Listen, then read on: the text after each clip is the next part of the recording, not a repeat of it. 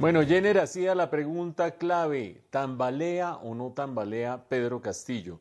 Y en realidad para responder esa pregunta hay que irse un poco más atrás, no solamente con lo que pasó el día de hoy, sino irse un poco más atrás, recordar cómo fue elegido solo por una mínima diferencia de votos frente a Keiko Fujimori y respaldado, eso sí, pues acuérdense ustedes que 3 meses antes de elecciones nadie sabía de la existencia de Pedro Castillo y él ni se soñaba con llegar a ser presidente, con el respaldo, eso sí, llegó del del partido Perú Libre, llegó finalmente a ser el candidato sorpresa y llegó al poder. Tan llegó al poder con ese respaldo que todo el mundo decía, pues este es una marioneta, una sencilla marioneta de los miembros del partido Perú Libre, etcétera, etcétera, y entonces solamente con el respaldo de ellos va a poder gobernar, en particular de Vladimir Cerrón, una figura oscura, con un pasado bastante oscuro, muy radical y que lo puso allí en el poder.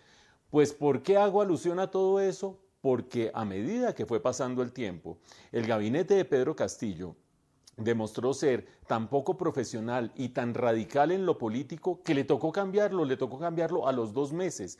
De hecho, uno de los ministros, Guido Bellido, quien era el primer ministro en ese momento y figura de confianza de Vladimir Cerrón en el gobierno de Castillo, terminó diciendo, es posible que se vaya a expropiar una empresa gasífera y se armó Troya, tanto así que Pedro Castillo dijo, no, yo tengo que salir de este ministro.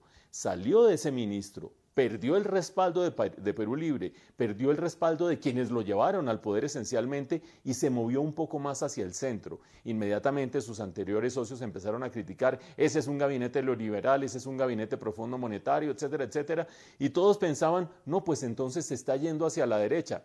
Y vean lo que pasa el día de hoy.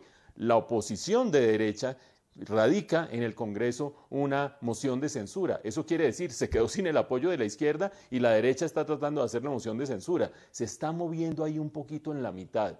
Viene la pregunta, ¿tambalea Pedro Castillo o no? Los números quizás no dan para que lo terminen tumbando. Recuerden ustedes lo que nos acaba de decir la nota. Para radicar apenas la moción de censura se necesitaban 26 votos, hubo 28 votos. Bueno, quedó radicada. Para que se haga un debate se necesitan 52 votos, eso ya está un poquito más complicado. Y para que finalmente terminaran destituyendo a Pedro Castillo se necesitan 87 votos. A estas alturas todos los analistas políticos peruanos dicen eso es prácticamente inviable, por lo tanto hay Pedro Castillo para rato, pero sin el apoyo de la izquierda y de los que lo llevaron al poder y con la oposición de la derecha, es decir, poquísima gobernabilidad.